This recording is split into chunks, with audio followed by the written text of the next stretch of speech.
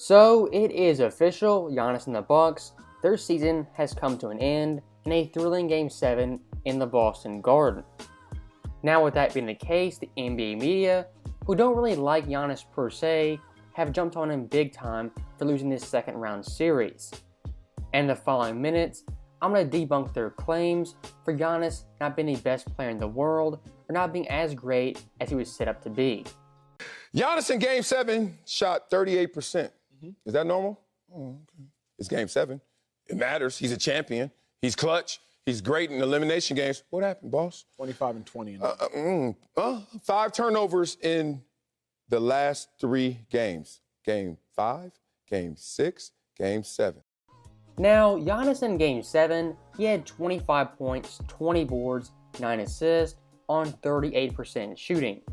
For an average NBA player, even an all-star player, putting up those stats in a Game 7 would be considered great for a lot of players. But for Giannis in a Game 7, his bar is much, much higher. And I will say this Game 7 wasn't his best performance.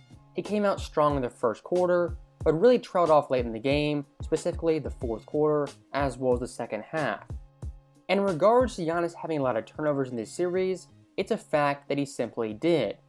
But add some context, the Boston defense, not having Chris Middleton, and requiring Giannis to be their second or even primary ball handler for the majority of games. That for any NBA superstar is a fact of life. The more you have the ball, the better the defense, the more you're going to turn the ball over and make mistakes. Now, one sneaky thing Marcellus does when looking at games 5 through 7, he looks only at turnovers and not overall play. As Giannis collectively in those games was absolutely phenomenal, averaging 36 points, 17 boards, 6 assists, 1.3 steals, 1 block on 48, 42, and 77 splits.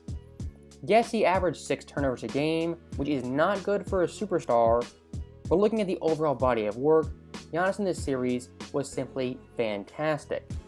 Turnovers for the series, the most in his career in the playoffs. Tired, boss? 25, 20, and 9. Okay, I got one more. Plus, minus 20 for Giannis, Game 7. 25, 20. Now, I hope that covers up all. I hope that's enough makeup to make you think Giannis was out there balling. Again, when it comes to the stats, Marcellus Wiley is highly disingenuous for absolutely no reason. As universally, everyone knows Giannis in this game underperformed. But with that being said, you don't have to lie or bend the stats. And when looking at the Bucks starters when it comes to plus minus, yes, Giannis was a minus 20, but Drew Holiday was minus 19, Lopez was also minus 20, Matthews was minus 23, and Grayson Allen was minus 5. Now take one step back and realize plus minus is a highly flawed stat when looking at individual games. Was Grayson Allen, who was a minus 5, better than Giannis, who was a minus 20? If you watch the game or have common sense, absolutely not. As Allen in this game went 0 for 6, 0 for 4 from 3, and on defense, he was one of the Bucks' big-time liabilities. So once again, Marcellus is being disingenuous, and he's leaving out key information for the average viewer.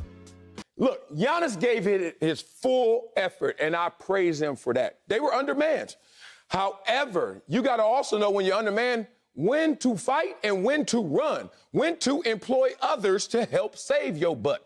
And in this situation, Giannis didn't do that. Giannis found himself in a position where we've seen even rookies know what to do in moments like this. I'll go back to Irvin Magic Johnson when playing with Kareem Abdul-Jabbar as a rookie.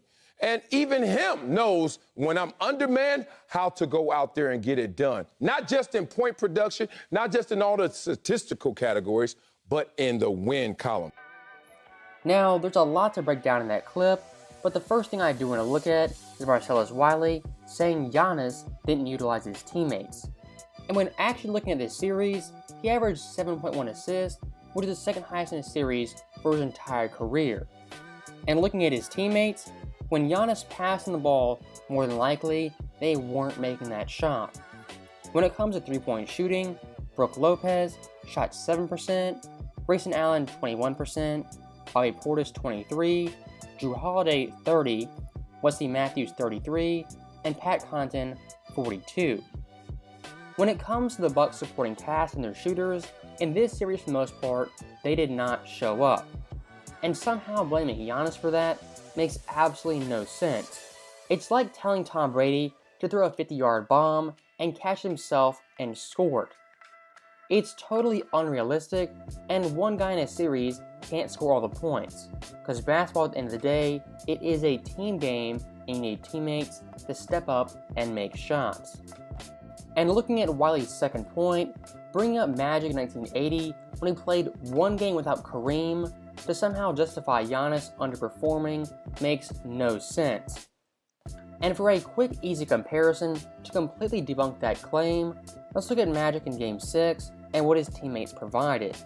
Jamal Wilkes had 37 points, Michael Cooper had 16 points, Jim Jones had 11 points, Brad Holland had 8 points, and their overall team shot 49% from the field. Looking at Giannis' game, Jrue Holiday had 21 points, Brook Lopez had 15, Bobby Portis had 10, Wesley Matthews had 3, and Pat Connaughton had 2. The overall Bucks team shot below 40% and was 4 of 33 from 3. Obviously, the help Magic had in that one game was more than Giannis had in Game 7. But even looking past that, this comparison makes absolutely no sense, as Magic in his series missed Kareem for only one game compared to Giannis, who missed Middleton for all 7. And I'm a big Magic Johnson fan. I think he's the best point guard of all time, but in that series his teammate help was overwhelming. Kareem averaged 33, 14, and 5 on 55% shooting. Jamal Wilkes averaged 21, 8, and 3, Norm Nixon averaged 16 a game, and Michael Cooper added in 9. Trying to downplay Giannis while looking at one game from over 40 years ago makes absolutely no sense, it's disingenuous, and it's flat out wrong. So what I saw from Giannis is a guy who was doing too much in this series, became more inefficient every single game, turnover happy, and finally it caught up to him. The only saving grace is there was no Chris Middleton, my number 5 winner, for a reason. Outside of that, Giannis, you were out there trying, but you did let your team down. Sal, watch your mouth. Now, at this point, Marcellus Wiley, he's flat out lying, as looking at Giannis' game logs, his shooting did not get worse as the series went on. As you can tell, it peaked around the mid-series, and he had a couple games above 50%. The one constant theme for these NBA experts is when they go on TV, they spout nonsense and just flat out lies. And what they expect is the viewer to do no research and not fact-check them on blatant falsehoods. And speaking of blatant lies, next up we have Skip Bayless and his big brain take from Giannis and this series. I have had to sit over here for day after day after day after day after day, all season long. It may have gone back 3 seasons for all I can remember, and had to hear you talk about how Giannis is the best player on the planet. Well, Skip, that's because he is, even despite losing this series. Okay, what I just witnessed was Boston just knocked off its 2nd straight best player on the planet off his throne or his pedestal, because they did it to KD and they just did it to Giannis, because you can throw all those big numbers at me that you want to throw. All I know is Giannis, for the 7 games, shot 46% from the floor. Yeah. By his standards, that is atrocious, because I remind you, against Phoenix last year in the finals, he shot 62% because mostly it was Solo 8 on him. They didn't build a wall. 62% versus 46%. Yeah. Now, as Skip clearly says, KD versus the Celtics also struggled big time. And in my personal opinion, he was 10 times worse than Giannis versus Boston. Averaging more points, more assists, more rebounds, more blocks, less turnovers, while shooting better from the field. Add in Giannis playing better defense and missing his co-star, and Giannis clearly was better than KD versus Boston. And I think the one thing getting lost in the shuffle is this series wasn't about Giannis, it was about Boston and how good they are defensively. His three-point shooting would have its moments, but it fell way off because he ended up making only 25%. He was 7 of 28. It's just not good enough. It's not best player on the planet. But Skip, you can be the best player and not be great at a particular thing. Now, cutting off Skip very quickly, looking at Giannis in this series, despite his bad shooting, he averaged 34, 15, and 7, leading his team in points, assists, and boards. For someone like Skip Bayless, he'll ignore all Giannis' greatness, and focus in on the one minute flaw. And using Skip's logic that a player who can't shoot threes can't be the best overall player in the league is highly flawed to any average NBA fan. As Hakeem Olajuwon in '95 shot 19% from 3, Shaq in 2000 shot 0%, Duncan in '03 shot 27%, and even KG in '04 shot 26%. And even looking at Kareem, who obviously at some points was the best player in the world, only has one career 3, shooting below 10% from outside. Yeah. So to me, the problem with the best player on the planet is their offense often degenerates into him bringing the ball up the floor, because 2/3 of the time yesterday, he would just bring the ball up the floor. Yeah, it's him or Holiday. That's all they got. Because he can build up a head of steam. He can get, as you say, downhill. And he just goes crashing down the lane, and one of about 5 things are going to happen. Either he's going to charge, or he's going to get a defensive foul called, right, or he's going to have a wild miss or a wilder turnover, or he's going to get a lay-in, layup, or dunk at the end of it, right? So one of those things is going to happen. So for Skip Bayless back in his prime in 2012, being on First Take with Stephen A., he could have these takes and get away with it because NBA stats weren't nearly as advanced. But fast forward 10 years, and the average NBA fan has way more access to numbers as well as context for NBA players. And regarding Giannis' play in transition, Skip Bayless somehow tries to paint that into a flaw, when in reality, Giannis in this year's playoffs was by far the best transition player, averaging 10.2 points per game, the most in the NBA, on 58% shooting. In addition to that, he averaged 3.2 makes per game, which also was the most in the NBA. Only going off the raw data, Skip Bayless clearly is wrong, and his assertion is way off base. You had already won 2 games, right? So it's not impossible. So it's a 5-point game, as you said, at halftime. Well, that's not undoable. No, yeah. And in the second half, he goes 4 of 16 from the floor. But worse, he was 1 of 10 on contested shots in the second half.